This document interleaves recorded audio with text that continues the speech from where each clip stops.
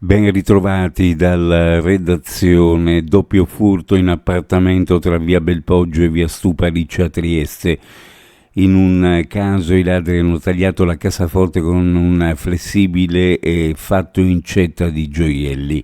L'esatto ammontare del bottino, ma a spanne si tratta di una cifra ingente che si aggira sui 100.000 euro, un colpo grosso, quello messo a segno in via Belpoggio, da cui sono spariti anche circa 500 euro in contanti.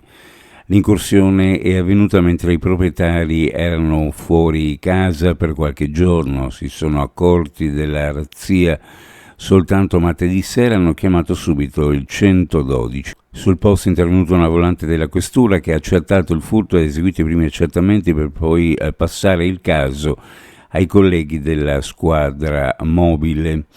Il modus operandi lascia intendere che non siamo di fronte a degli sprovveduti, ma malviventi ben organizzati ed equipaggiati che hanno svuotato una cassaforte senza attirare l'attenzione di chi abita nei paraggi. Monfalcone, la rocca sparita alla vista avvolta da un fumo intenso che ha raggiunto il centro. Piazza della Repubblica, in pieno mercato settimanale, consegnava uno scenario inquietante, molti a scattare foto e selfie. Mattinata da codice rosso, l'emergenza ha convogliato un esercito tra mezzi e squadre di soccorso a fare massa critica. Un incendio veramente importante tra protezione civile, vigili del fuoco e guardia forestale, almeno un centinaio di uomini. Dal cielo 2 elicotteri della protezione civile regionale che hanno scaricato volumi di acqua. La vista del colle ferito della Rocca sembrava non dare tregua. Ad avvertire rumori sospetti provenire dai vagoni di un treno merci fermo nella stazione di Latisana sono stati alcuni viaggiatori in attesa sulla banchina e alcuni addetti ferroviari. È scattato un allarme con un intervento della polizia ferroviaria e dei vigili del fuoco. Il fatto si è verificato ieri intorno alle 13:30, un episodio che ha bloccato il traffico dei treni con i convogli che hanno accumulato ritardi fino ad 80 minuti. La situazione è tornata alla normalità solo nel tardo pomeriggio. Trenitalia, infatti, per consentire il salvataggio delle persone presenti nel convoglio merci, ha disalimentato la stazione di Latisana per dare modo ai vigili del fuoco di operare in sicurezza.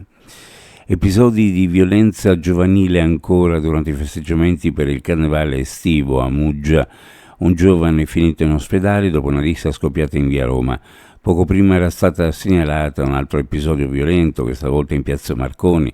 Sul posto sono giunti 2 equipaggi della squadra volante e i sanitari del 118 che hanno soccorso il giovane rimasto vittima dell'aggressione. Una volta prestate le prime cure, il ragazzo è stato portato a pronto soccorso dall'ospedale di Cattinara. Quello della notte tra il 12 e il 13 agosto non è il primo caso che si è registrato nel comune istriano in occasione degli eventi organizzati per festeggiare l'edizione estiva del Carnevale. Uno sguardo alle previsioni meteorologiche: cielo in prevalenza sereno su pianura e costa, poco nuvoloso in montagna, dove nel pomeriggio sarà possibile qualche locale rovescio o temporale di calore, più probabile eventualmente verso il Cadore, sul Carso e a Trieste. Borino in calo nel pomeriggio, quando tra Lignano e Grado potrebbe entrare brezza dal mare e mitigare il caldo che invece persisterà in pianura.